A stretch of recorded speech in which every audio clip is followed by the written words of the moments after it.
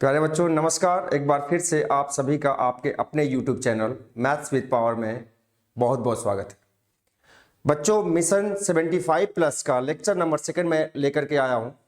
इस आज का टॉपिक होगा रिलेशन एंड फंक्शन। जैसा आप सभी जानते हैं कि हमारा ये मिशन 75 प्लस 2 फेज में बटा हुआ है। फर्स्ट फेज में हम लोग एमसीक्यू क्वेश्चन को सॉल्व कर रहे हैं और एमसीक्यू क्वेश्चन सॉल्व हो जाने के बाद जब सेकंड फेज स्टार्ट होगा तो आप लोगों के लिए मैं डिस्क्रिप्टिव क्वेश्चन लेकर के आऊंगा। तो ठीक है बच्चों, चलो आज स्टार्ट किया जाए आज के इस सेशन को। आज के सेशन का पहला क्वेश्चन ये रहा आपके स्क्रीन पर। क्वेश्चन को ध्यान से देखना है, समझना है, तब जाके इसको सॉल्व करना है। ठीक है, फर्स्ट क्वेश्चन ये रहा। क्वेश्चन कह रहा है कि let R be a relation in the set N given by R is equals to a comma b such that a is equals to b minus 2 where b is greater than 6। b क्या है? 6 से बड़ा है। ठीक है, अगर हिंदी की बात की जाए बच्चों तो हिंदी में लिखा हुआ है कि माना समुच्चय n में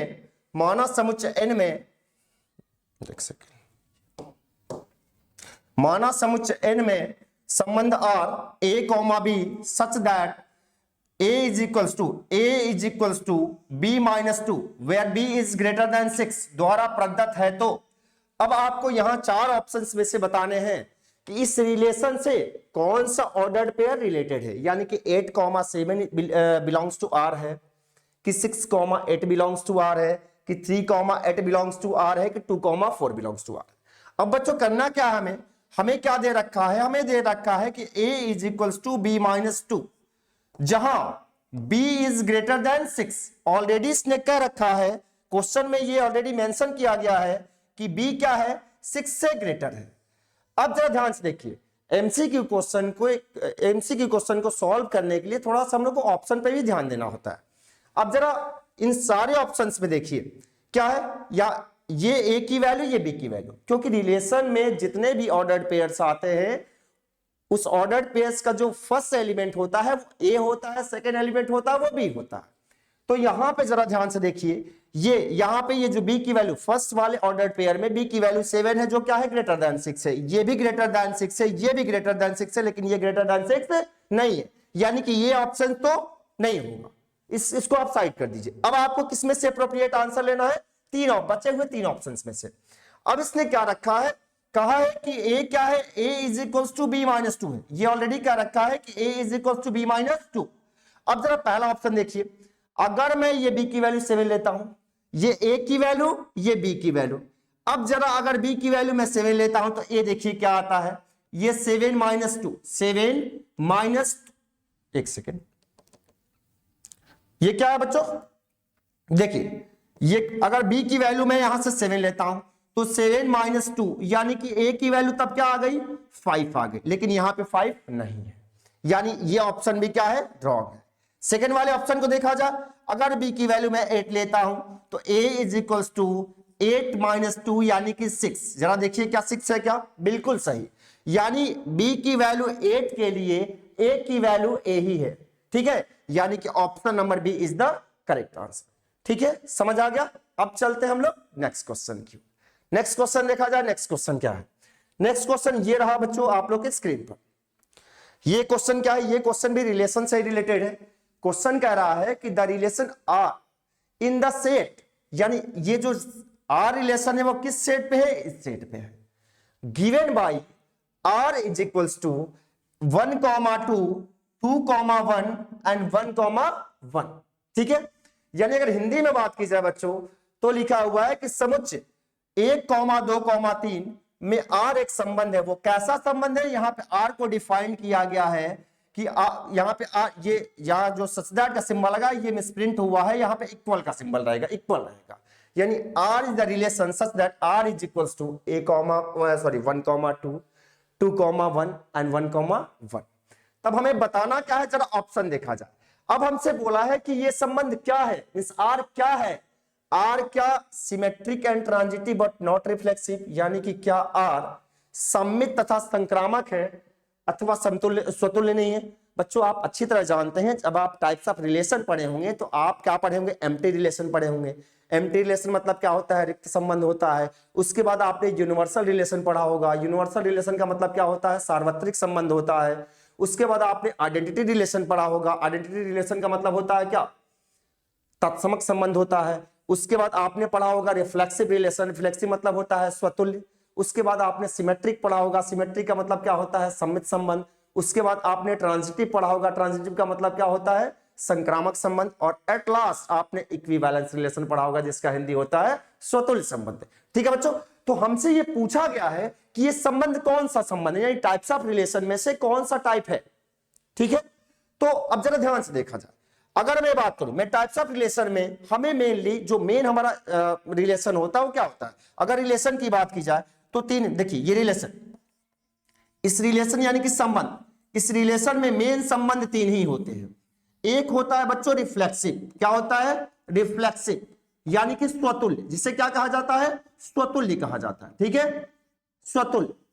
दूसरा होता है सिमेट्रिक, सिमेट्रिक होता है, सिमेट्रिक बोले तो इसे हिंदी में बच्चों सम्मित कहा जाता है, सम्मित संबंध कहा जाता है। ठीक है, और थर्ड होता है ट्रांजिटिव, क्या होता है, ट्रांजिटिव, ट्रांजिटिव रिलेशन, यानी कि इसको हिंदी में क्या बोला जाता है, इसको संक्रामक बोला जाता है। क्या बोला जाता है, संक्रामक बोला जाता है। आप ये भी जानते हैं कि कोई भी रिलेशन स्वतुल्य कब होता है, यानी रिफ्लेक्सिव कब होता है, जब सेट में आए हुए हर एलिमेंट खुद से रिलेटेड, यानी कि आपको अच्छी तरह मालूम है कि जब क्या हो A, A belongs to R होता है तो ये रिलेशन क्या होता है, रिफ्लेक्सिव होता है।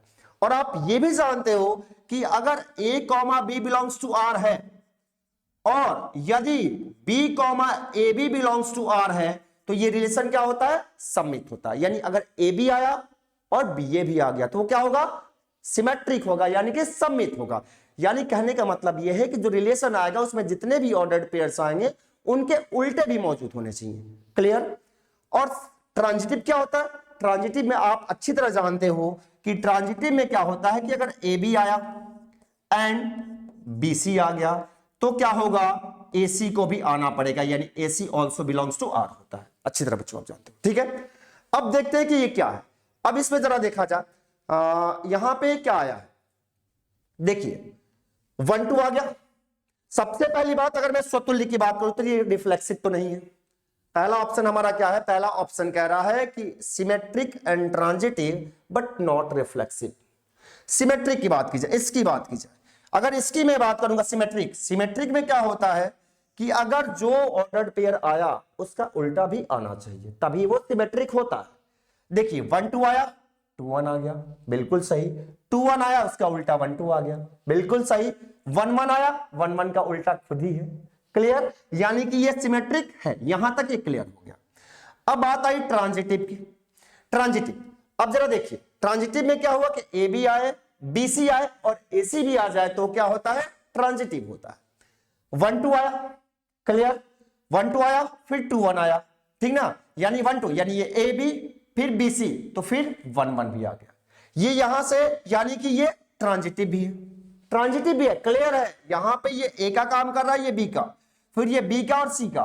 तो जब ये A हुआ, ये B हुआ और ये B हुआ और ये C हुआ, तब इस केस में AC क्या होगा, 1,1 और 1,1 ऑलरेडी इसमें आया हुआ। क्लियर, तो ये ट्रांजिटिव भी हो गया but not reflexive. Of course ये रिफ्लेक्सिव नहीं है। ये रिफ्लेक्सिव कब होता, जितने भी एलिमेंट्स इसमें आए हुए हैं, जैसे 1 आया है, 2 आया है, अगर 1 1 का ऑर्डर पेयर, 1 1 का तो ऑर्डर पेयर बना हुआ है, अगर 2 2 का भी ऑर्डर पेयर बन जाता तो ये रिफ्लेक्सिव होता, बट ये रिफ्लेक्सिव नहीं है। यानी कि इसका जो एप्रोप्रिएट आंसर है बच्चों वो क्या है, ऑप्शन नंबर A। क्लियर। अब चलते हैं हम लोग नेक्स्ट क्वेश्चन की ओर। अगला क्वेश्चन देखा जाए, क्वेश्चन नंबर नेक्स्ट, यानी क्वेश्चन नंबर 3 ये रहा आपके स्क्रीन पर। ये क्या दे रखा है, इसने दे रखा है कि fx is equal to cos x द्वारा परिभाषित फलन f फ्रॉम r टू, देखिए यहां पे थोड़ा सा ये मिसप्रिंट है, ये करली ब्रैकेट ना होकर के यहां पे ये क्लोज इंटरवल है। क्या है, क्लोज इंटरवल। ठीक है बच्चों, यानी क्वेश्चन ये कह रहा है कि the function f from r to -1 to 1 defined by fx is equal to cos x is, यानी कहने का मतलब यह हुआ कि एक फलन fx है, fx is equal to cos x है, जो किस पे परिभाषित है, रियल नंबर से -1 to 1 पे, यानी कि इस फंक्शन का डोमेन की अगर बात की जाए, ठीक है, तो इस फंक्शन का डोमेन R है, और अगर इसके कोडोमेन की बात की जाए, किसकी बात की जाए बच्चों, कोडोमेन की बात की जाए, तो कोडोमेन -1 to 1। क्लियर? फंक्शन क्या है, fx is to cos x। अब हमसे कह रहा है कि ये क्या है, कौन सा फंक्शन है, ये भी टाइप्स ऑफ फंक्शन से ही क्वेश्चन आया है। इसमें पहला ऑप्शन है कि बोथ 1 1 एंड ऑन टू, यानी ये फंक्शन क्या है, एकाकी तथा आच्छादक दोनों है। क्लियर? दूसरा ऑप्शन है नॉट 1 1 बट ऑन टू, यानी एकाकी नहीं है पर आच्छादक है। थर्ड बोला है 1 1 बट नॉट ऑन टू, यानी कि ये एकाकी है पर आच्छादक नहीं। उसके बाद बोला है neither 1 1 नॉर ऑन टू, यानी कि ना तो एकाकी है ना तो आच्छादक है। क्लियर? अब जरा देखा जाए फंक्शन क्या है हमारा, ये फंक्शन हमारा fx is equals to cos x। Clear? हम ये भी जानते हैं कि cos x फंक्शन का डोमेन R होता है, क्लियरली, एंड उसका जो कोडोमेन होता है, यानी आप रेंज कह सकते हैं, उसका रेंज जो होता है वो क्या होता है, -1 to 1 होता है। क्लियर? अब इसमें क्या होगा, इस क्वेश्चन को करने के लिए बच्चों, ये क्वेश्चन वेरी वेरी इंपॉर्टेंट है, और इसको करने के लिए थोड़ा सा हमें क्या करना पड़ेगा, कॉस फंक्शन का ग्राफ ड्रॉ करना होगा। ग्राफ से आप इजिली समझ जाएंगे। अब जरा ध्यान से देखिए, आपको कॉस फंक्शन का ग्राफ आता होगा, ठीक है बच्चों। देखिए ये जो कॉस फंक्शन का ग्राफ है कुछ ऐसा होता है, आप सभी जानते हैं कि कॉस फंक्शन का ग्राफ कुछ ऐसे चलता जाता है, ठीक है। ये क्या है, 1 है और ये क्या है, -1 है, ठीक है। अब ये क्या बोला है कि R2 -1 to 1, यानी कि ये इसका डोमेन, ये क्या है हमारा x एक्सिस, ठीक है, ये हमारा x एक्सिस है और ये हमारा ये y एक्सिस, ठीक है। अब जरा देखिए करा कि ऑल रियल वैल्यू के लिए, अब जरा ध्यान से देखिए, और इसके ग्राफ को देखने के बाद आपको आइडिया लग जाएगा कि x बिलोंग्स टू R के लिए, यानी कि पूरे एंटायर रियल नंबर के लिए इसकी जो वैल्यू होती है अगेन एंड अगेन क्या करती है, रिपीट करती है। क्या करती है, रिपीट करती है। यानी ये तो कंफर्म हो गया कि ये वैल्यू मींस ये फंक्शन 1 1 तो नहीं होगा, क्योंकि जितने भी ट्रिगोनोमेट्रिकल फंक्शन होते हैं वो 1 1 नहीं होते, बिकॉज वो वैल्यू को एक प्रॉपर इंटरवल के बाद रिपीट करते हैं। जैसे कॉस फंक्शन का जो इंटरवल होता है वो 2 पाई होता है, यानी कॉस फंक्शन हर 2 पाई इंटरवल के बाद अपने वैल्यू को क्या करता है, रिपीट करता है, इसलिए 1 1 तो नहीं होगा। क्लियर है कि 1 1 नहीं होगा, ठीक है। अब रही बात ऑन टू की, तो बिल्कुल ये फंक्शन ऑन टू है, क्योंकि पूरे इंटायर रियल वैल्यू के लिए, यानी अपने डोमेन के सारे एक्स के लिए इसके कोडोमेन में कोई ना कोई इमेज बनता है, ठीक है। इसलिए इस फंक्शन की अगर बात की जाए तो ये क्या होगा, 1 1 तो नहीं, देखिए ये क्या बोला है, बोथ 1 1 एंड ऑन टू, ये 1 1 तो होगा नहीं, 1 1 ही होगा, यानी कि ये नहीं होगा। Not 1 but onto, this is option number B is the correct answer. Option number B क्या होगा इसका करेक्ट आंसर होगा। क्लियर? अब चला जाए क्वेश्चन नंबर नेक्स्ट की ओर। नेक्स्ट क्वेश्चन देखा जाए, ये रहा आपके स्क्रीन पर question number next. Question number next क्या कर रहा है, ये बोला है, ये क्वेश्चन बिल्कुल रिपीटेड हो गया। देखिए मैं बार बार कह रहा हूं कि ये जिस मिशन को हम लोग लेकर के चल रहे हैं, जो प्रीवियस ईयर क्वेश्चन हम लोग प्रैक्टिस कर रहे हैं, ये आपके लिए बहुत ज्यादा बेनिफिशियल होने वाला है। इससे आप एग्जाम में इजिली बहुत बढ़िया मार्क्स गेन कर सकते हैं, ठीक है। देखिए हमने क्वेश्चन नंबर 2 कराया था, same to same question number 2 और ये क्वेश्चन नंबर 4 दोनों क्या है, सेम क्वेश्चन आ गया, क्योंकि अगेन एंड अगेन जो सेकंड क्वेश्चन है वो पहले आया था और अगेन यही क्वेश्चन आगे के बोर्ड एग्जाम्स में रिपीट हो गया है। सेम टू सेम क्वेश्चन है बच्चों, इसलिए ये सेशन बहुत ही ज्यादा इंपॉर्टेंट होने वाला है। अब चलते हैं क्वेश्चन नंबर, इसको हम स्किप कर देते हैं बिकॉज ऑलरेडी हम क्या किए, हम लोग इसको सॉल्व कर चुके हैं। क्लियर? अब आते हैं क्वेश्चन नंबर नेक्स्ट की, आइए देखा जाए नेक्स्ट क्या करा। हाँ, क्वेश्चन नंबर 5 इसने बोला है कि let A is the set of element 1 3 5। A एक सेट है जिसमें 3 एलिमेंट्स हैं 1 3 5। Then the number of equivalence relation in set A containing 1 3 is. ये क्वेश्चन बच्चों VVI है, वेरी वेरी इंपॉर्टेंट क्वेश्चन है, इसको आप बहुत ध्यान से देखिएगा क्योंकि ये क्वेश्चन आपको कंफ्यूज कर सकता है। जो लास्ट के हम लोगों ने 4 क्वेश्चंस किए हैं वो क्वेश्चंस काफी इजी थे, वो टफ नहीं थे, मींस वो मतलब आप उसको ये कह सकते हैं वो क्वेश्चन कॉम्प्लिकेटेड नहीं थे, बट ये क्वेश्चन कॉम्प्लिकेटेड है। इसको ध्यान दीजिएगा, आप ध्यान से करिएगा, अगर आप इसको ध्यान से नहीं करेंगे तो फिर आप नहीं समझ पाएंगे इसको। चलो ध्यान से देखा जाए, हिंदी में अगर क्वेश्चन की बात की जाए तो बोला है कि माना समुच्चय ए जिसके एलिमेंट 1 3 5 है, एक सेट है जिसके एलिमेंट 1 3 5 है। अब कह रहा है कि इस सेट ए में कितने कुल तुल्यता संबंधों यानी कुल कितने इक्विवेलेंस रिलेशन हो सकते हैं जिसमें एक ये एलिमेंट जरूर इन्वॉल्व। ठीक है बच्चों, तो आइए देखा जाए। सबसे पहले हम जानते हैं कि रिलेशन क्या होता है, किसी एक सेट पर रिलेशन उस सेट के कार्टेशियन प्रोडक्ट का सबसेट होता है। यानी अगर ये ए दिया गया है तो सबसे पहले हम क्या फाइंड कर लें, ए क्रॉस ए। जब हम ए क्रॉस ए फाइंड करेंगे बच्चों तो क्या आएगा हमारे पास, जरा देखिएगा 1,1 आया, 1,3 आया, 1,5 आया, उसके बाद क्या आया 3,1 आया, फिर 3,3 आया, फिर 3,5 आया, फिर क्या आया 5,1 आया, 5,3 आया और 5,5 आया। क्लियर, एक क्रॉस ए आ गया। अब हमसे क्या बोला है कि हमें क्या फॉर्म करना है, इक्विवेलेंस रिलेशन। और आप अच्छी तरह जानते हैं कि कोई भी रिलेशन इक्विवेलेंस तभी होगा जब वो रिफ्लेक्सिव हो, सिमेट्रिक हो एंड ट्रांजिटिव। जब तक वो रिफ्लेक्सिव, सिमेट्रिक और ट्रांजिटिव नहीं होगा तब तक वो इक्विवेलेंस रिलेशन नहीं होता है। क्लियर, यानी अगर हिंदी में बात की जाए तो कोई भी संबंध, तुल्यता संबंध तभी होता है जब वो स्वतुल्य हो, सम्मित हो तथा संक्रामक हो। क्लियर, तो आइए देखा जाए। अब हमसे बोला है, फिर से ध्यान समझिए क्वेश्चन को, कह रहा है कि इस सेट पे कुल कितने इक्विवेलेंस रिलेशन फॉर्म किए जा सकते हैं जिसका एक एलिमेंट यानी कि ये 1,3 हर इक्विवेलेंस रिलेशन में इन्वॉल्व।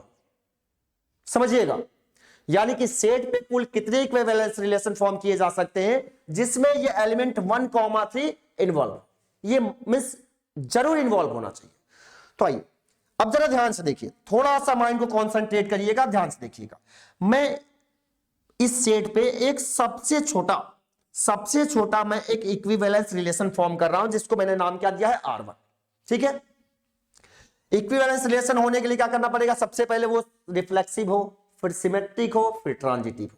तो सबसे पहले हम लोग रिफ्लेक्सिव वाला कैसे देखते हैं। देखिए 1,1 3,3 एंड 5,5 ये रिफ्लेक्सिव हुआ, लेकिन इससे काम नहीं चलेगा, हमें वो इक्विवेलेंस रिलेशन। देखिए अगर इतना मैं छोड़ दूं तो ये रिलेशन क्या है, रिफ्लेक्सिव भी है, सिमेट्रिक भी है और ट्रांजिटिव भी है। यानी फाइनली इक्विवेलेंस रिलेशन है, बट हमें ऐसे नहीं लेना है। हमें क्या लेना है कि हमें हर इक्विवेलेंस रिलेशन में, इस सेट पे हर इक्विवेलेंस रिलेशन में ये एलिमेंट इन्वॉल्व होने चाहिए। इसको भी ले लेते हैं। यानी मैंने क्या काम किया, मैंने यहां से इसको उठा करके 1,3 भी ले लिया। लेकिन देखिए अब 1,3 लेने के बाद ये क्या है, ये 1,3 तो आया, लेकिन 3,1 भी तो आना चाहिए ना, क्योंकि देखिए यहां से क्या है, ये सारे क्या है, इतना तो जो रिलेशन है हमारा रिफ्लेक्सिव, सिमेट्रिक और ट्रांजिटिव है।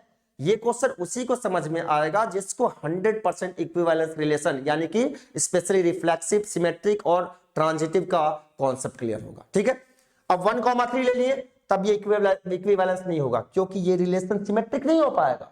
अब सिमेट्रिक ले अगर हमने 1,3 लिया तो हमें 3,1 भी लेना पड़ेगा। अब ये रिलेशन जिसका नाम हमने R1 दिया है ये इक्विवेलेंस हो गया, ऑफ कोर्स हो गया। देखिए 1,1 3 3 5 5 रिफ्लेक्सिव हो गया। सिमेट्रिक की बात की जाए 1,1 का उल्टा 1,1, 3,3 का उल्टा 3,3, 5,5 का उल्टा 5,5, 1,3 का उल्टा 3,1 और 3,1 का उल्टा 1,3, सिमेट्रिक भी हो गया। रही बात ट्रांजिटिव की तो 1,1 3,3 5,5 यहां तक तो कोई दिक्कत नहीं है। अब 1,3 आया यानी AB आया और BC आया, तो AC क्या चाहिए, 1,1 चाहिए ना, 1,1 ऑलरेडी है, यानी कि ये रिलेशन इक्विवेलेंस हो गया। क्लियर, अब सेकंड इक्विवेलेंस रिलेशन की बात कर रहा हूं, मतलब जितने पॉसिबल हैं सेकंड की बात की जाए। सेकंड देखा जाए, सेकंड में R2 ले रहा हूं। R2 में जरा ध्यान से देखिएगा, मैं इन सबको ले रहा हूं, इन सबको तो लेना ही पड़ेगा क्योंकि हमें रिफ्लेक्सिव इसको बनाना है। ठीक है, और ये 1,3 और ये 3,1। ठीक है, यानी कि इस A क्रॉस A में से बच्चों में ये और इनको मैं ले चुका। अब हमारे पास 4 ऑप्शन, 4 ऑर्डर पेयर्स हमारे पास रिमेनिंग लेफ्ट है। अब इसमें से मैं 2 को ले रहा हूं। ठीक है, सपोज करिए मैंने इसमें से क्या उठा लिया, 3,5 ले लिया। क्या लिया, 3,5। अगर मैं 3,5 लूंगा तो फिर ये क्या हो जाएगा, फिर सिमेट्रिक नहीं होगा, सम्मित नहीं होगा। तो सम्मित बनाने के लिए हमें क्या करना पड़ेगा, अगर मैं 3/5 ले रहा हूं तो मुझे 5,3 भी लेना पड़ेगा, यानी कि हमने 5,3 भी ले लिया। ठीक है, अब जरा देखिए, अब यहां तक ये क्या है, सिमेट्रिक तो हो गया, 3,5 आ गया, 5,3 आ गया, लेकिन एक और प्रॉब्लम आ गई। प्रॉब्लम क्या आ गई कि जरा ध्यान से देखिए, जरा ध्यान से देखिएगा इस क्वेश्चन को। इसमें क्या है कि 1,3 आया, ए बी आया और बी सी आ गया, ए बी आया बी सी आ गया, तो इसके अकॉर्डिंग ए सी भी चाहिए, यानी 1,5 चाहिए, तभी ये क्या होगा, ट्रांजिटिव होगा। तो आइए 1,5 भी ले लेते हैं। यहां से हमने क्या ले लिया बच्चों, 1,5 भी ले लिया। क्लियर, अब आगे बढ़ते हैं। अब क्या हुआ, देखिए यहां तक तो ठीक है, अब फिर एक चीज गड़बड़ हुआ, एक चीज और क्या गड़बड़ हुआ, 1,5 आ गया, ए बी आ गया।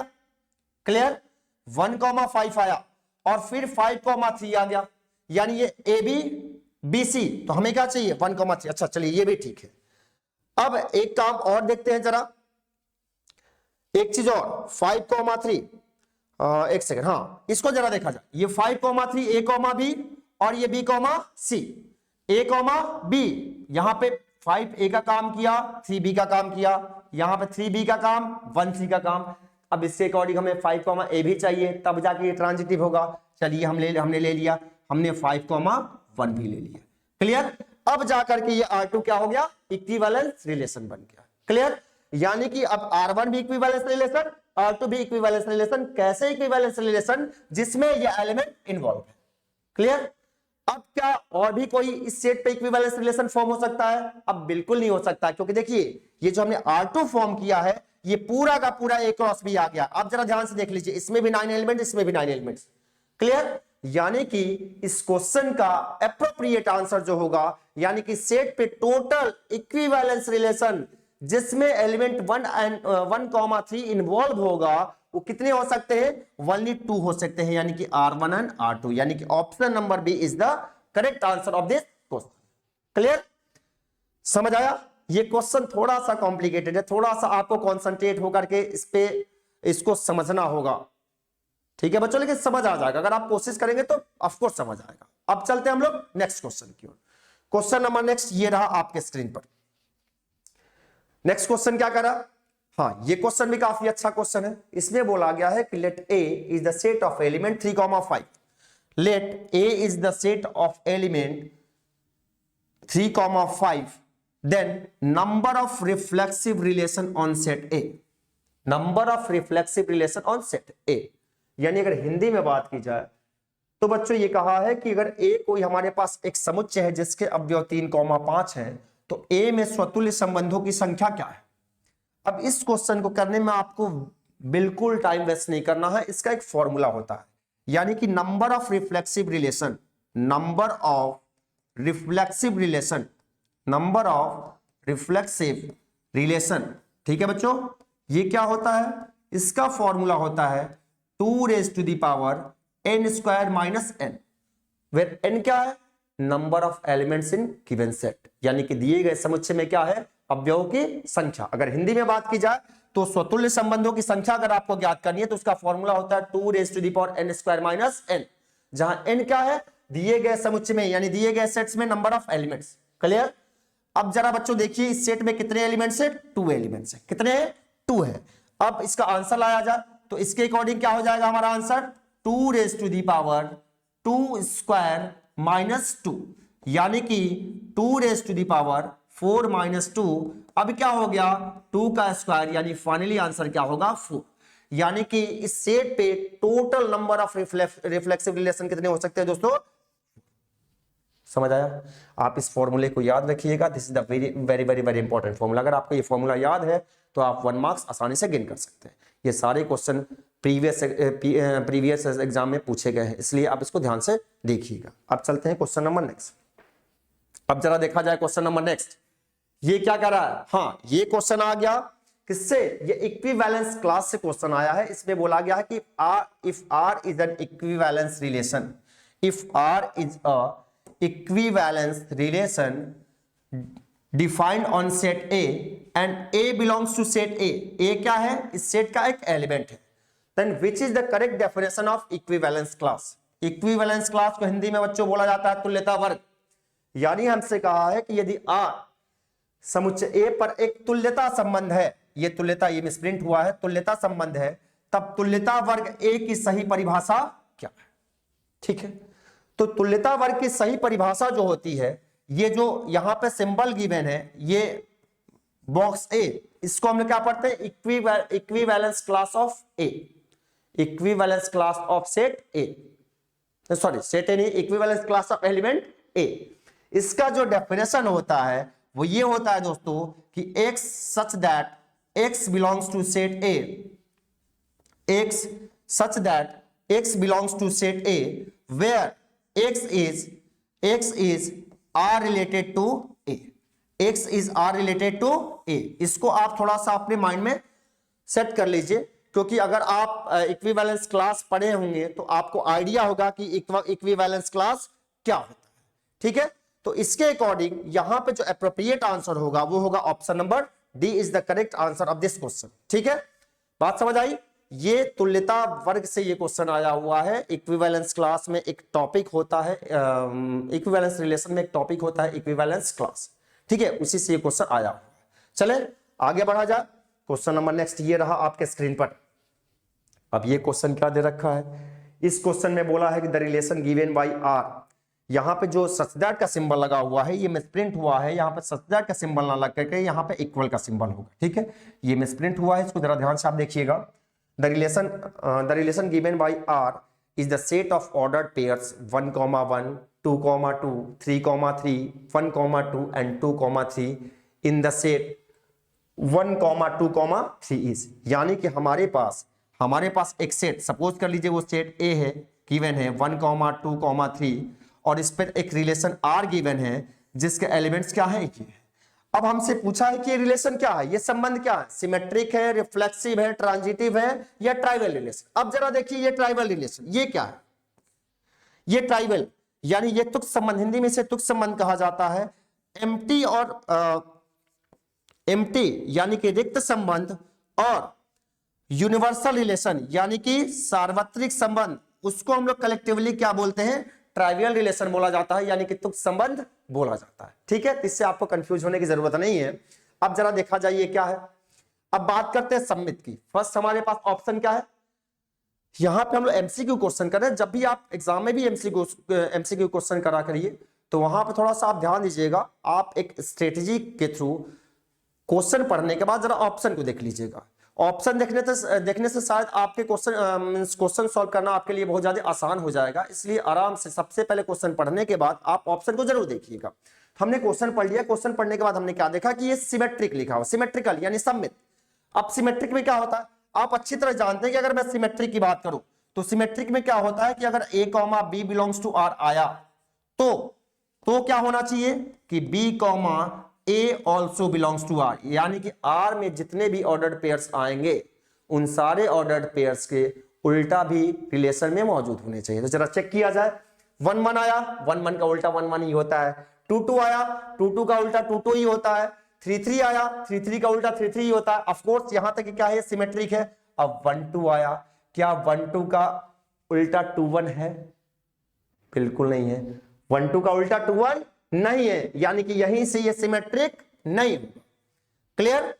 अब आगे बढ़ते हैं। अब जरा देखा जाए रिफ्लेक्सिव। क्या ये रिफ्लेक्सिव है? ऑफ कोर्स रिफ्लेक्सिव के बारे में आप अच्छी तरह जानते हैं दोस्तों कि रिफ्लेक्सिव क्या होता है कि जितने भी सेट, गिवन सेट के एलिमेंट्स होते हैं सबके डबलेट्स होने चाहिए, यानी कि सारे एलिमेंट्स खुद से जरूर रिलेटेड होने चाहिए। यहां पे हमें किस सेट पे ये रिलेशन गिवन है? ये रिलेशन सेट ए पे गिवन है और इसके एलिमेंट 1, 2 और 3 हैं।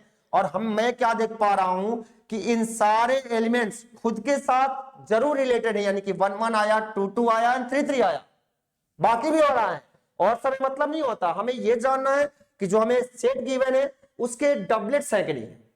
क्लियर? तो उसके डबलेट्स हैं, यानी कि ये रिफ्लेक्सिव रिलेशन है, यानी कि option number B is the correct answer of this question. इस क्वेश्चन का एप्रोप्रिएट आंसर क्या हुआ? ऑप्शन नंबर बी हो गया। ठीक है, अब चलते हैं नेक्स्ट क्वेश्चन की ओर। अगला क्वेश्चन ये रहा आपके स्क्रीन पर आपके सामने। इसमें क्या बोल रखा है? इसने बोल रखा है कि R is a relation such that A, B R is the set of all ordered pairs A, B such that A and B both are either even or odd, या तो इवन होंगे या तो ऑड होंगे। इन set A is the element 1 2 3 4 5 6 7, यानी कि ये हमें सेट दिया गया है और इस सेट पे एक आर रिलेशन दिया गया है। वो रिलेशन कैसा है? वो रिलेशन उन सारे ऑर्डर पेयर्स ए कॉमा बी का है जहां पे ए और बी या तो इवन होंगे, या तो ये दोनों इवन होंगे, या तो ये दोनों ऑड होंगे। ध्यान रखिएगा। तब हमसे क्या बोला है? तब हमारे पास ऑप्शंस क्या हैं? वो बोला है कि कोई रिलेशन नहीं है। फिर बोला है कि या तो ट्राइवल रिलेशन है। ट्राइवल के बारे में अभी अभी हमने बताया कि एम्प्टी और यूनिवर्सल रिलेशन को हम लोग ट्राइवल रिलेशन बोलते हैं। थर्ड बोला है इक्विवेलेंस रिलेशन है। फोर्थ बोला है नो सिमेट्रिक, यानी कि नॉन सिमेट्रिक, यानी कि सममित नहीं है। अब जरा देखा जाए, सबसे पहले एक काम किया जाए, ये जो रिलेशन गिवन है वो किस सेट पे डिफाइंड है? वो डिफाइंड है 1, 2, 3, 4, 5, 6, 7 पे, इसमें डिफाइंड है। आर का जो डेफिनेशन दिया है, आर यहां पे क्या है? सेट बिल्डर फॉर्म में दिया है। इसको हम क्या कर ले रहे हैं? इसको हम रोस्टर फॉर्म में लिख ले रहा हूं। ठीक है, क्या बोला है कि आर में जितने भी ऑर्डर्ड पेयर्स आएंगे उनमें से दोनों एलिमेंट्स या तो इवन होंगे या तो ऑड होंगे। होंगे तो दोनों इवन होंगे, या होंगे तो दोनों ऑड होंगे। यानी ये क्लियर है कि इसमें जितने भी एलिमेंट्स आए हैं वो सारे एलिमेंट्स जो ऑड है वो केवल ऑड के साथ रिलेटेड होगा, जो इवन है वो केवल इवन के साथ रिलेटेड होगा। तो जरा देखा जाए अब क्या हुआ इसके अकॉर्डिंग।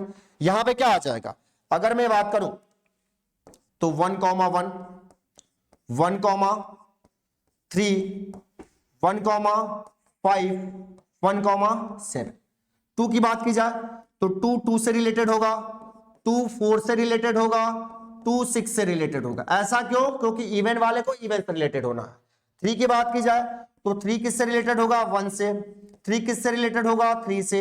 3 किससे रिलेटेड होगा? 5 से। 3 किससे रिलेटेड होगा? 7 से। क्लियर? अगर 4 की बात की जाए तो 4 किससे रिलेटेड होगा? 2 से। 4 किससे रिलेटेड होगा? 4 से। 4 किससे रिलेटेड होगा? 6 से। क्लियर? अब अगर 5 की बात की जाए तो 5 किससे रिलेटेड होगा? 1 से। 5 किससे रिलेटेड होगा? 3 से। 5 किससे रिलेटेड होगा? 5 से। और 5 किससे रिलेटेड होगा? 7 से। क्लियर? 6 की बात की जाए, अगर 6 की बात की जाए तो 6 रिलेटेड होगा 2 से, 6 रिलेटेड होगा 4 से, और 6 रिलेटेड होगा 6 से। क्लियर? 7 की बात की जाए तो 7 रिलेटेड होगा 1 से, 7 रिलेटेड होगा 3 से, 7 रिलेटेड होगा 5 से, और 7 रिलेटेड होगा 7 से। ऐसा क्यों? क्योंकि उसने ऑलरेडी कह रखा है कि आर में जितने भी ऑर्डर पेयर्स आएंगे उसके दोनों एलिमेंट या तो इवन होंगे या तो ऑड होंगे। ऑड वाले ऑड के साथ पेयर बनाएगा, इवन वाला इवन के साथ पेयर बनाएगा। क्लियर? अब ये बोला है कि नो रिलेशन, ये तो होना पॉसिबल नहीं क्योंकि ये रिलेशन होगा। ठीक है, इसमें गिवन सेट के जितने भी एलिमेंट्स आए हैं वो एक दूसरे से रिलेटेड है तो रिलेशन होगा। नॉट रिलेशन कोई ऑप्शन मींस कोई चांस ही नहीं बन रहा है। ट्राइवल यानी कि एम्प्टी रिलेशन तो होगा नहीं, एम्प्टी रिलेशन नहीं होगा। ठीक है, यानी रिक्त संबंध नहीं होगा। यूनिवर्सल रिलेशन भी नहीं होगा। यूनिवर्सल रिलेशन कौन सा होता है? मींस गिवन सेट के अगर सारे एलिमेंट्स सभी के साथ रिलेटेड होते हैं तो क्या होता है? Universal relation. बट ऐसा यहाँ पे केस नहीं है क्योंकि जितने भी इवन वाले एलिमेंट है वो ऑड के साथ रिलेटेड नहीं है और ऑड वाले इवन के साथ नहीं है। क्लियर? तो ये भी नहीं होगा। अब बात की जाए इक्विवेलेंस, हाँ इसके होने के चांसेस है ऑफकोर्स। अब इक्विवेलेंस रिलेशन देखने के लिए दोस्तों हमें क्या करना होता है? हमें रिफ्लेक्सिव चेक करना होता है कि रिफ्लेक्सिव है कि नहीं है। उसके बाद हमें सिमेट्रिक चेक करना होता है, उसके बाद हमें ट्रांजिटिव चेक करना होता है। ठीक है, रिफ्लेक्सिव में क्या होता है कि जितने भी मींस गिवन सेट के जितने भी एलिमेंट्स आए हैं, गिवन सेट में जितने भी एलिमेंट्स आए हैं सबके डबलेट्स होने चाहिए। ऑफ कोर्स डबलेट्स, आप जरा चेक कर लीजिए, ध्यान से देखिए। देखिए 1 1 रिलेटेड है, 2 2 रिलेटेड है, 3 3 रिलेटेड है, 4 4 4 4, उसके बाद 5 5, उसके बाद 6 6, उसके बाद 7 7, रिफ्लेक्सिव है। क्लियर? यानी रिफ्लेक्सिव है। अब सिमेट्रिक के बारे में बात की जाए, सिमेट्रिक में क्या होता है? जितने एलिमेंट्स आए होते हैं उसके उल्टे भी मौजूद होने चाहिए। ऑफ कोर्स उल्टा, देखिए 1 1 आया, 1 1 का उल्टा 1 1 1, 1 3 आया, 1 3 का उल्टा 3 1, ऑफ कोर्स होगा। देखिए 3 1, 1 5 1 5। क्यों ऐसा है? क्योंकि इसने कह रखा है कि दोनों एलिमेंट्स या तो इवन होंगे या तो ऑड होंगे। तो भैया अगर 1 5 से रिलेटेड है तो 5 तो 1 से भी रिलेटेड होगा ना, 3 5 से रिलेटेड तो 5 3 से भी होगा ना, यानी ये रिलेशन सिमेट्रिक भी होगा। और उसके साथ साथ ट्रांजिटिव भी होगा। ट्रांजिटिव होगा क्योंकि ए बी आया बी से आया तो ए सी भी आया। जरा ध्यान से देखिए, ध्यान से देखिए, 1 1 आया ए बी, ये बी सी, तो इसके लिए ए सी 1 3 होगा, ऑफ कोर्स 1 3।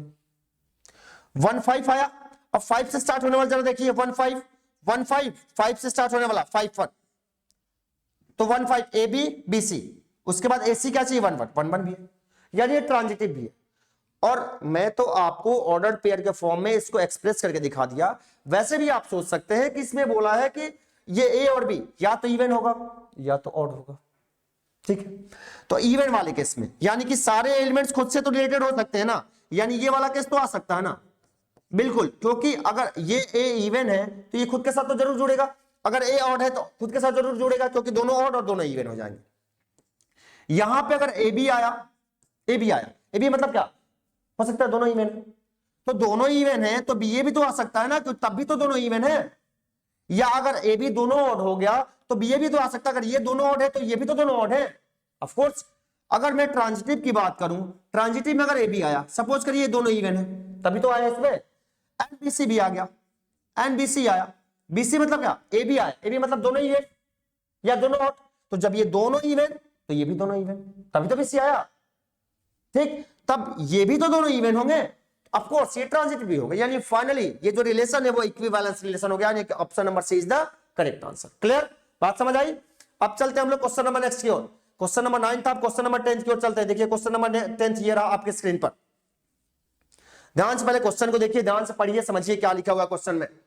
क्वेश्चन बोला है कि let f is the function from N to N, यानी हमारे पास एफ एक फलन है, एक फंक्शन है जो किससे किस पे डिफाइंड है, ये नेचुरल नंबर के सेट से नेचुरल नंबर के सेट पे डिफाइंड है। और ये क्या बोला, defined by f x is equal to x minus one where x is greater than 2। जरा ध्यान से देखिए बच्चों, फंक्शन हमारा n से n पे डिफाइन है, यानी इस फंक्शन का डोमेन भी नेचुरल नंबर है और कोडोमेन भी नेचुरल नंबर है, यानी फाइनली इस फंक्शन में हम x की वैल्यू भी कहां से लेंगे, नेचुरल नंबर से ही लेंगे, और y की वैल्यू भी कहां से लेंगे, नेचुरल नंबर से ही लेंगे। क्लियर। उसके बाद आगे क्या बोल रखा है, उसके बाद आगे बोल रखा है कि f x is equal to x minus one where x is greater than 2, यानी इस फंक्शन में जो x की वैल्यू रखी जाएगी वो क्या रखी जाएगी, 2 से ग्रेटर वैल्यू रखी जाएगी। वैसे भी ये क्वेश्चन एनसीईआरटी का है और सीबीएसई बोर्ड एग्जाम में ऑलरेडी ये आ चुका है क्वेश्चन, ध्यान रखिएगा, आप चेक कर सकते हैं, ये क्वेश्चन एनसीईआरटी में भी है, ये क्वेश्चन आर डी शर्मा में भी है, ठीक है। अब एक बात और उसने बोल रखा है, अगली बात क्या बोल रखा है दोस्तों, उसने बोला है कि f1 is equal to f2 is equal to 1, ठीक। तो हमसे पूछा कि ये क्या है, 1 1 फंक्शन है, 1 1 है, ऑन 2 है, कि मेनी 1 है, ऑन 2 है, मतलब ऐसे करके हमारे पास ऑप्शन दिए गए।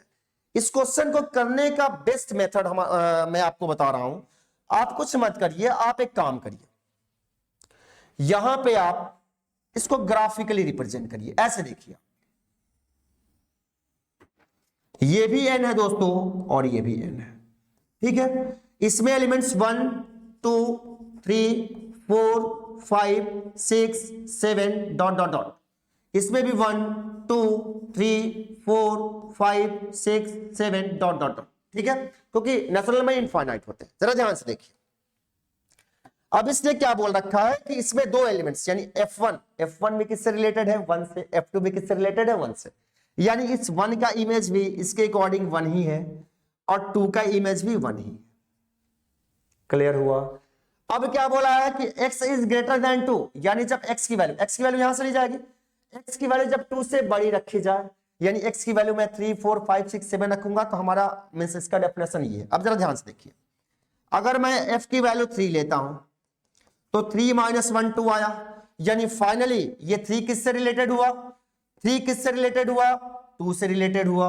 ऑफ कोर्स अगर मैं यहां पे क्या करूं, यहां पे मैं वैल्यू x की वैल्यू 4 लेता हूं तो ये 4 माइनस 1 ये 3 आया कि नहीं आया, ऑफ कोर्स आ गया, यानी कि हमारा ये 4 किससे रिलेटेड हुआ, 3 से रिलेटेड हुआ। सिमिलरली बच्चों इस डेफिनेशन के अकॉर्डिंग 5 किससे रिलेटेड होगा, 4 से, 6 किससे रिलेटेड होगा, 5 से, एंड सो ऑन, ये प्रोसेस चलता जाएगा, ठीक।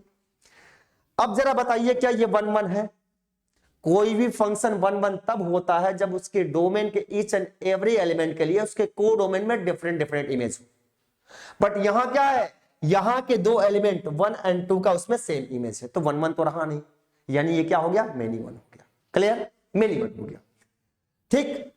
अब ये क्लियर है कि 1 1 नहीं है, 1 1 नहीं, ये फंक्शन हमारा जो है वो 1 1 नहीं है, यानी एकाकी फलन नहीं। अब बात करते हैं किसका, ये मेनी वन हो गया। अब चेक किया जाए ऑन टू। ऑफ कोर्स आप देख सकते हैं कि ऐसे ये प्रोसेस, क्योंकि ये नेचुरल नंबर से नेचुरल नंबर पे डिफाइंड है, आपके पास इनफाइनाइट सेट है, जो यहाँ पे जो सेट गिवन है उसमें आपके पास इनफाइनाइट एलिमेंट्स है, तो ऐसे ये प्रोसेस चलता रहेगा। और यहां मींस यहां के सारे एलिमेंट्स के लिए यहां पे कोई ना कोई प्री इमेज जरूर होगा, ठीक है, यानी ये फंक्शन ऑन टू होगा। यहां कोडोमेन के सारे एलिमेंट्स के लिए इसके डोमेन में कोई ना कोई प्री इमेज होगा, यानी कि यहां के किसी न किसी एलिमेंट के लिए उसमें इमेज जरूर फॉर्म होगा, ठीक। तो ये ऑन टू होगा, यानी फाइनली हम ये कह सकते हैं कि ये फंक्शन क्या है, मेनी वन ऑन टू है। क्या है, बहुएकाकी आच्छादक फलन है, ठीक है। यानी option number B is the correct answer of this question. Clear, समझ आया कि नहीं आया? ये क्वेश्चन क्या है, मेनी वन ऑन टू है, ठीक है। अब चलते हैं हम लोग नेक्स्ट क्वेश्चन की ओर। अगला क्वेश्चन ये रहा, अगला क्वेश्चन आपके स्क्रीन पर। इसमें बोल रखा है कि R is the set of all ordered pairs x, y such that x plus 2y is equals to 8 is defined on the set n। ये किस पे परिभाषित है, ये जिस फंक्शन की बात कर रहा है किस पे ये डिफाइंड है, on the set n। n आप समझते हैं, n यानी set of natural number. Then which one is the range of R। हमसे ये कह रखा है, हमसे एक ये रिलेशन दे रखा है। कैसा रिलेशन दे रखा है, इसने बोला है कि हमारे पास एक x, y order pair x, y का रिलेशन सेट है, और ये कैसे है, जैसे x plus 2y is equal to 8 है बच्चों, ठीक है। और यहां पे ये किस पे डिफाइन है, n पे, यानी कि x and y both belongs to set n। यानी x भी क्या होगा, नेचुरल नंबर होगा, y भी क्या होगा, नेचुरल नंबर होगा। तब हमसे क्या बोला, इसका रेंज यानी इसका परिसर, किसका परिसर, R का परिसर हमें बताना है, ठीक है। तो जरा ध्यान से देखिए, हमारे पास क्या है, x plus 2y is equal to 8। Clear, तो x इज इक्वल टू हम क्या लिख सकते हैं, 8 माइनस 2y, 8 माइनस 2y लिख सकते हैं, ऑफ कोर्स लिख सकते हैं। और x और y दोनों क्या होगा, n होगा। अब एक काम करते हैं जरा, अब मैं यहां पे y की वैल्यू 1 लेता हूं। क्या ले लूं, y की वैल्यू 1। अगर मैं y इज इक्वल टू 1 ले लिया तो x क्या आया, 8 माइनस 2 1 जा 2 यानी 6 आया, नेचुरल नंबर है, बिल्कुल सही, सही है। यानी देखिए मैं R को यहां पे ऑर्डर पेयर के फॉर्म में फॉर्म कर रहा हूं, ध्यान से देखिएगा। हमने y की वैल्यू 1 लिया, x की वैल्यू 1 नहीं, y की वैल्यू 1, तो उसके लिए x 6 आया, यानी हमारे पास एक ऑर्डर पेयर क्या आएगा, 6, 1 आएगा। चलिए अब मैं y की वैल्यू क्या लेता हूं, 2 ले लेता हूं, तो x की वैल्यू 8 माइनस 2 2 जा 4, 4 आ गया। क्लियर, यानी दूसरा ऑर्डर पेयर हमारा क्या बना, 4, 2। ध्यान दीजिएगा, ये y की वैल्यू है, ये x की वैल्यू है, x की वैल्यू पहले आती है, y की वैल्यू बाद। उसके बाद मैं y की वैल्यू क्या ले रहा हूं, 3 ले लिया, x की वैल्यू 8 माइनस 3 2 जा 6, कितना आया, 2 आया, ऑफ कोर्स आ गया। यानी हमारे पास एक ऑर्डर पेयर क्या बन गया, 2, 3। क्या बना, 2, 3 बनाना, हाँ 2, 2 2 जा 4, एक सेकेंड, 2 लिया, 2 2 जा 4, 4, 3 लिया, 3 2 जा 6, हाँ 2, ठीक है। क्लियर, मींस 2, 3 आ गया, 2, 3। अब चलिए, अब मैं y की वैल्यू क्या ले लूं, अब मैं y की वैल्यू एक बार ले रहा हूं 4।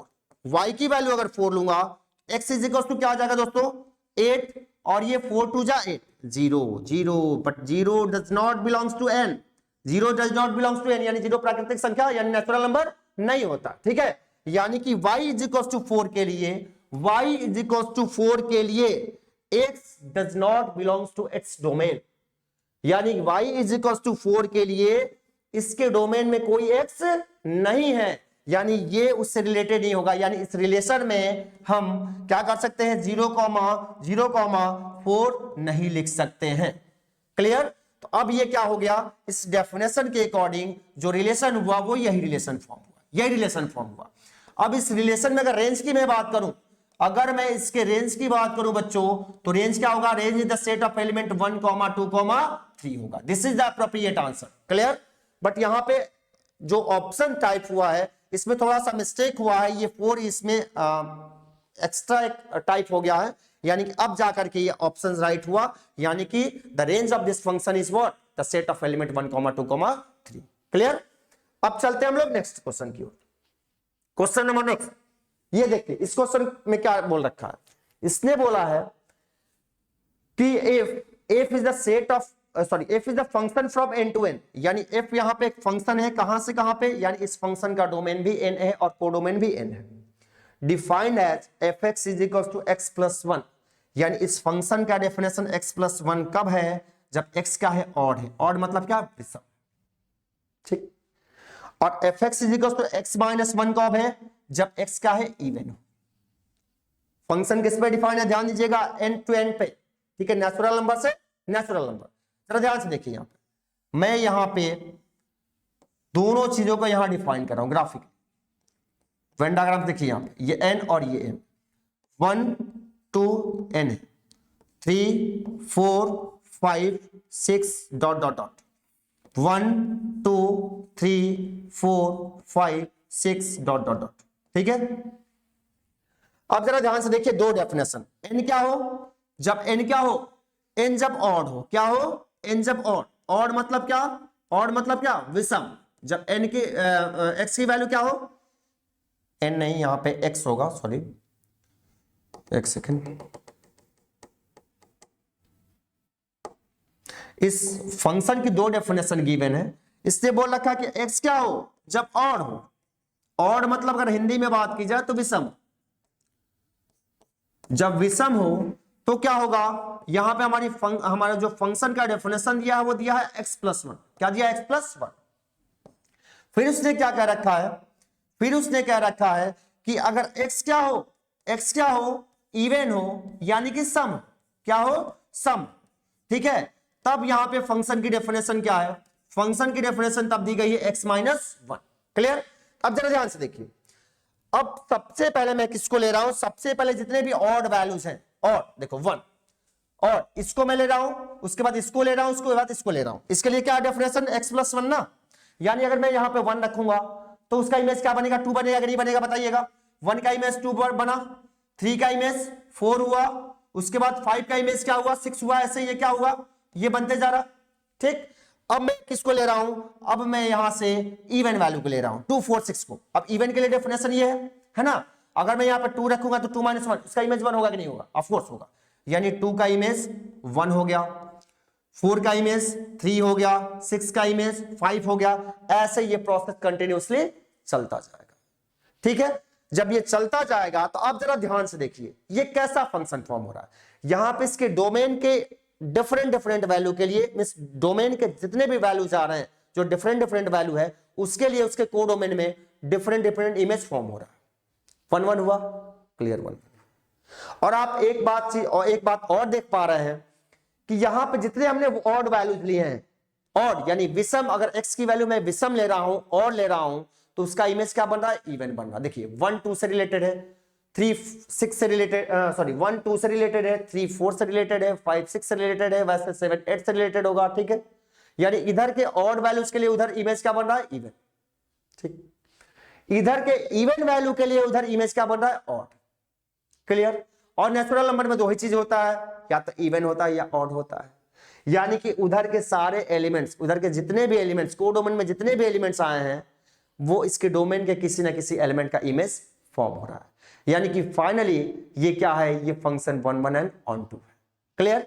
यानी कि अगर ऑप्शन की बात की जाए तो 1 1 एंड ऑन 2, यानी कि option number D is the correct answer of this question, यानी एफ इज 1 1 ऑन 2, यानी एकाएकी आच्छादक फलन हो जाएगा। बात समझ आई कि नहीं आई, ठीक है। मैं उम्मीद करता हूं कि सबको समझ आया होगा। अब चलते हैं क्वेश्चन नंबर नेक्स्ट की ओर। क्वेश्चन नंबर नेक्स्ट ये देखा जाए, हाँ इसको जरा ध्यान से देखिएगा, ये भी क्वेश्चन वीवीआई है, वेरी वेरी इंपॉर्टेंट है, बट थोड़ा सा मिसप्रिंट हुआ है, थोड़ा सा आप वेट कर लीजिए, मैं इसको सही करते रहा हूं। ये जेड है, जेड, ये जेड है, सेट ऑफ इंटीजर्स, ठीक है। यानी कि यदि जेड पर परिभाषित संबंध आर इस प्रकार है कि R is equal to x comma y such that x comma y belongs to Z, ये क्या है, जेड है बच्चों, जेड। और क्या है, x square plus y square is less than equal to 4 का परिसर क्या है।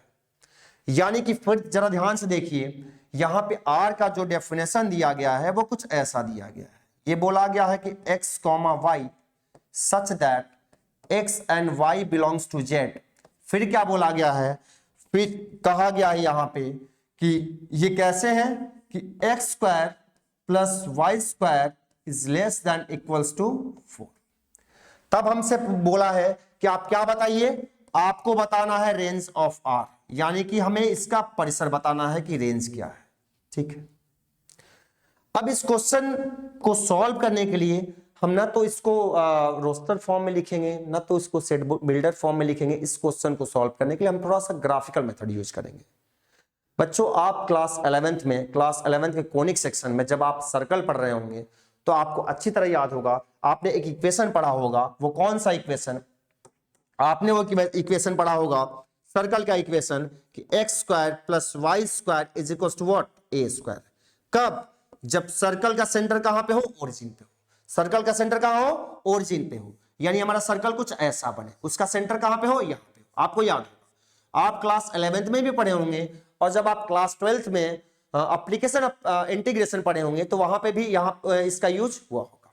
क्लियर? यानी कि फाइनली अगर ये जो हमारे पास इक्वेशन गिवन, जो हमारे फंक्शन का जो डेफिनेशन गिवन है, यहां पे लेस देन और इक्वल टू के साइन को अगर मैं हटा करके इक्वल का साइन लगा दूं तो क्या बन जाएगा? एक सर्कल का इक्वेशन बन जाएगा।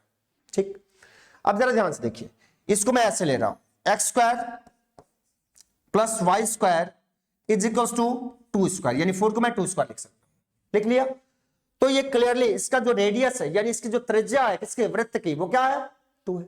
यानी अगर इसका मैं डायग्राम बनाऊंगा तो उसका डायग्राम कुछ ऐसा बनेगा क्या? जरा ध्यान से देखिए, इस सर्कल का, जिस सर्कल का ये यहां पे इक्वेशन गिवन है, वो कुछ ऐसा बनेगा जिसकी रेडियस ये क्या होगी? 2,0। ये क्या होगी? -2,0। ये भी इसका रेडियस ही होगा, ये भी रेडियस है, ये 0, क्योंकि ये वाई एक्सिस पे तो 0,2 के फॉर्म का लिखा जाएगा, ये 0, -2 के फॉर्म का लिखा जाएगा। क्लियर है? समझ आ रहा? अब जरा ध्यान से देखिए, ये एक्स एक्सिस है। क्या है? X axis. आपको अच्छी तरह मालूम है कि जो एक्स की वैल्यू ली जाती है वो कहां ली जाती है? जब आप किसी भी फंक्शन का ग्राफ ड्रॉ करते हैं तो एक्स की वैल्यू कहां ली जाती है? एक्स एक्सिस पे, और वाई की वैल्यू कहां ली जाती है? वाई एक्सिस पे। क्लियर? अब जरा ध्यान से देखिए, अब मैं यहां पे क्या देख पा रहा हूं? मैं देख पा रहा हूं कि यहां पे x की वैल्यू कहां से? -2 से 2 तक। x की वैल्यू क्या है? -2 से 2 तक। x की वैल्यू -2 से 2 तक के लिए जो y की वैल्यू आ रही है, ठीक है, क्या आ रही है? y की वैल्यू कहां से कहां तक आ रही है? 2 से 2 तक ही आ रही है, यानी 2 से -2 तक ही आ रही है। ध्यान समझिए, ये इस पर क्या रिप्रेजेंट किया जाता है? डोमेन को, यानी x को। इस एक्सिस पर क्या रिप्रेजेंट किया जाता है? रेंज को, यानी y को। ठीक है, जरा ध्यान से देखिए, ये क्या है? ये एक सर्कल का इक्वेशन है। इस सर्कल का इक्वेशन है, इस सर्कल का जो सेंटर होगा वो कहां पे होगा? ओरिजिन पे होगा। हमने फॉर्म कर दिया। इसका रेडियस क्या है? 2 यूनिट है। जब रेडियस होगा तो ये डिस्टेंस, सेंटर से ये डिस्टेंस भी 2 यूनिट, ये डिस्टेंस भी 2 यूनिट, ये डिस्टेंस भी 2 यूनिट, ये डिस्टेंस भी 2 यूनिट, सारे 2 यूनिट्स है। जब ये सारे 2 यूनिट्स है तो डोमेन इसका -2 से 2 तक। भैया एक्स एक्सिस पे जब किसी फंक्शन को आप ग्राफिकली एक्सप्रेस करेंगे तो एक्स एक्सिस पे जो वैल्यू आएगी वही उसका डोमेन होता है। ऑफ कोर्स मिस इसका डोमेन -2 से 2 तक के लिए इसका रेंज क्या आ रहा है? -2 से 2 तक ही आ रहा है वाई एक्सिस पे। क्लियर? यानी क्लियर है कि इसका रेंज, यानी y की वैल्यू -2 से 2 तक ही आएगी। बट हमें कौन सा रेंज लेना है? हमें बताना है कि x और y दोनों क्या है? बिलोंग्स टू z है, यानी हमें इंटीग्रल वैल्यू लेना है। हमें यहां से यहां तक की पूरी रियल वैल्यू नहीं लेनी है, हमें इसकी इंटीग्रल वैल्यू लेनी है। यानी फाइनली अगर मैं रेंज की बात करूं, अगर मैं इसके रेंज यानी परिसर की बात करूं तो कहां से कहां तक? -2 से लेकर के 2 तक, यानी -2, -1, 0, 1 और 2। क्या इसका रेंज होगा? होगा कि नहीं होगा?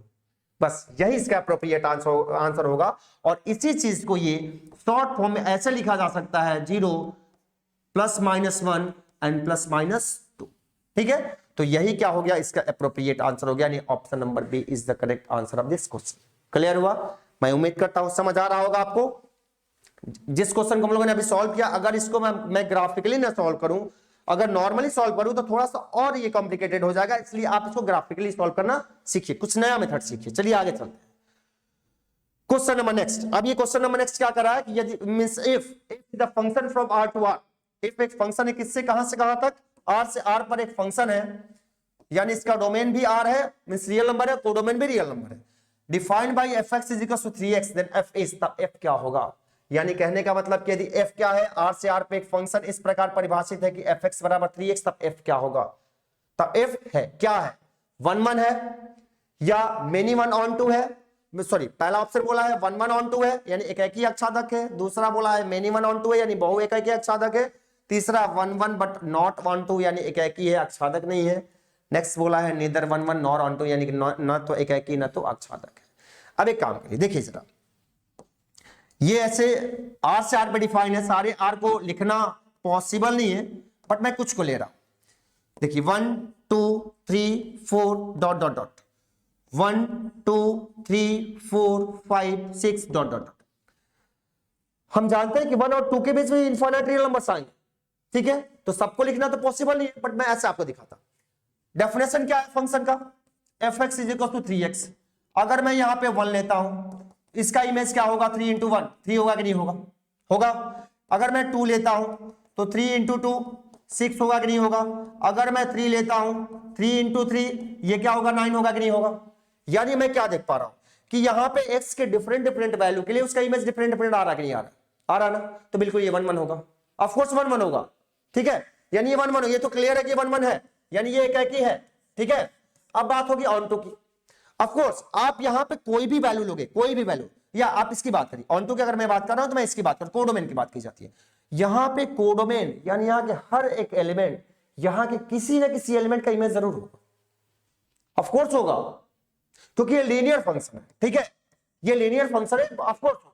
अगर इसके ग्राफ, अगर आप इसका ग्राफ भी इसका ड्रॉ करेंगे तो इसका ग्राफ कुछ ऐसे बनेगा, ये 3x है ना, इसका ग्राफ कुछ ऐसा जाएगा, ठीक है। तो देखिए आप मिस x की ईच एंड एवरी वैल्यू के लिए आपको y की कोई ना कोई वैल्यू मिलेगा, यानी y के ईच एंड एवरी वैल्यू के लिए इसका डोमेन में कोई ना कोई प्री इमेज जरूर होगा, ठीक है। यानी फाइनल तब हम ये कह सकते हैं कि फंक्शन क्या है 1 1 एंड ऑन 2 है, ठीक है, यानी एकाकी अक्षादक फलन। क्लियर हुआ बच्चों। अब चलते हम लोग नेक्स्ट क्वेश्चन की। अगला क्वेश्चन ये रहा आपके स्क्रीन पर, इसमें बोल रखा है कि यदि f is the function from r to r defined by fx is equal to x square. ध्यान दीजिएगा ये लीनियर फंक्शन है बच्चों, ये क्या है क्वाड्रेटिक फंक्शन है यानी द्विघात फलन है, ठीक है। ये पॉलिनोमियल फंक्शन में क्या है क्वाड्रेटिक फंक्शन यानी द्विघात फलन है, fx is equal to x square. पढ़े होंगे, याद होगा आपको, 1 का भी इमेज 1 होगा और -1 का भी इमेज 1 होगा, 2 का इमेज भी 4 होगा, -2 का भी इमेज 4 ही होगा। यानी जरा ध्यान से देखिए एमसीक्यू क्वेश्चन है, बहुत ज्यादा टाइम वेस्ट करने की कोई जरूरत नहीं है, जरा ध्यान से देखा जाए। फंक्शन किससे किस पे डिफाइन है, r टू r से, सारे r को लिखना पॉसिबल नहीं है, फिर भी मैं कुछ को लिख रहा हूं, जरा ध्यान से देखिए। यहां पे मैं ले रहा हूं मान लीजिए डॉट डॉट डॉट -3 -1 -2 सॉरी थोड़ा सा एक मिनट, -3 के बाद -2 आना चाहिए, -2 -1 0 1 2 3 4 डॉट डॉट डॉट। इधर देखिए आप ले लीजिए इधर डॉट डॉट डॉट माइनस क्या बोलते हैं -3 -2 -1 0 1 2 3 4 5 6 7 8 डॉट डॉट ऐसे। अब मैं क्या देख पा रहा हूं, हमारे पास फंक्शन का डेफिनेशन क्या है, fx is equal to x square. अगर मैं यहां पे -1 लेता हूं तो -1 का इमेज 1 ही हुआ, और अगर मैं यहां पे 1 लेता हूं तब भी इसका इमेज क्या होगा 1 ही होगा कि नहीं होगा बताइए। यानी कि -1 और 1, -1 और 1 दोनों का इमेज सेम हुआ, -1 का भी इमेज 1 हुआ और 1 का भी इमेज 1 हुआ, तो 1 1 होने कोई चांस ही नहीं है। इसी तरह -2 का इमेज भी 4, 2 का इमेज भी 4, 1 1 होने कोई चांस नहीं, यानी कि ये क्या है मिनी 1 है, यानी 1 1 तो ये होने से रहा, ये 1 1 तो होगा नहीं, ये तो क्लियर है कि क्या कि नहीं होगा, मिनी 1 होगा। अब बात करते हैं ऑन टू का। ऑन टू, कोई भी फंक्शन ऑन टू कब होता है, जब उसके कोडोमेन के ईच एंड एवरी एलिमेंट के लिए उसके डोमेन में कोई ना कोई प्री इमेज हो। यानी आप ये भी कह सकते हो कि उसके डोमेन के हाँ आप ये कह सकते हैं कि यहां का कोडोमेन के जो इसके जितने भी एलिमेंट्स हैं यानी ईच एंड एवरी एलिमेंट्स हैं वो यहां के किसी ना किसी एलिमेंट का इमेज होना चाहिए। बट आप जरा ये बताइए ये फंक्शन क्या है, fx is equal to x square है। अब यहां के केवल वही वैल्यू, वही रियल वैल्यू ऑक्युपाइड होंगे जो क्या होंगे परफेक्ट स्क्वायर होंगे, यानी पूर्ण वर्ग होंगे, ठीक। जो पूर्ण वर्ग नहीं होगा यानी जो परफेक्ट स्क्वायर नहीं होगा वो यहां के एलिमेंट का इमेज नहीं बनेगा। आप जैसे एग्जांपल के तौर पे आप 2 को ले लो, 2 परफेक्ट स्क्वायर नहीं है, 2 यहां के किसी एलिमेंट का इमेज नहीं होगा। 3 परफेक्ट स्क्वायर नहीं है, 3 कोई भी यहां के किसी एलिमेंट का इमेज नहीं होगा, इसलिए ये ऑन टू नहीं होगा, यानी कि ये ऑन टू भी नहीं होगा, 1 1 भी नहीं हुआ और ये ऑन टू भी नहीं होगा, यानी 1 1 ऑन टू नहीं होगा। यानी कि फाइनली अब ऑप्शन को जरा देखा जाए, 1 1 ऑन टू नहीं होगा, मेनी 1 ऑन टू नहीं होगा, 1 1 बट नॉट ऑन टू ये भी नहीं होगा, क्योंकि 1 1 भी नहीं है और ऑन टू भी नहीं है। ठीक है, ऑन टू तो बोला कि नहीं, बस 1 1 तो है ही नहीं है, नीदर 1 1 नॉर ऑन टू। यही option number D is the correct answer, यानी इस क्वेश्चन का appropriate answer neither 1 1 nor on two. Clear? मैं उम्मीद करता हूं कि आप सभी को सारे क्वेश्चंस का सॉल्यूशन समझ आया होगा। अब बच्चों इस मिशन के तहत यानी मिशन 75+ में लेक्चर नंबर 3 में यानी नेक्स्ट क्लास में मैं आप लोगों के लिए नए टॉपिक के साथ, वो नया टॉपिक होगा मैट्रिक्स यानी कि ऑब्जेक्ट, उसके क्वेश्चंस को लेकर के आऊंगा। तब तक के लिए आप सभी को बहुत बहुत धन्यवाद।